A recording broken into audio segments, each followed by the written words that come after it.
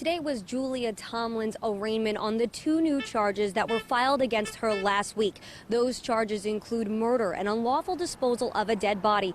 And today, inside Juvenile Domestic Relations Court, the judge decided that those two new charges will now be heard as the previous charges that were filed against her, 3 counts of felony child neglect. Now, our cameras were allowed inside the courtroom, so we're going to show you exactly what it was like when Julia Tomlin came in. When she came into court, her head was down. She spoke quietly, and she did not show any emotion. It was a very big change from how she appeared in the past. When she first appeared in court on her child neglect charges, she was emotional and looked as if she was crying. But today, she barely made eye contact with anyone besides her attorney. It's the same public defender representing her on the 3 child neglect charges that came shortly after her 2-year-old son Noah was reported missing in June. Noah's body was found more than a week later in Hampton at the Hampton steam plant.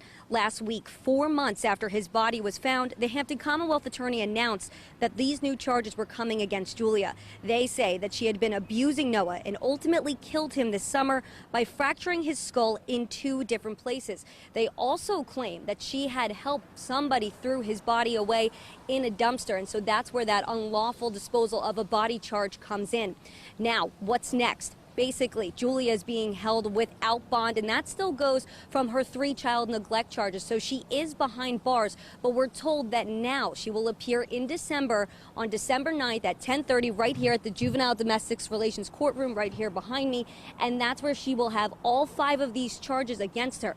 Afterwards, they will decide whether or not this case will move forward to circuit court, and then we will just have to wait for a trial date if all of that goes forward. Live in Hampton, I'm Allison Mechanic, News 3.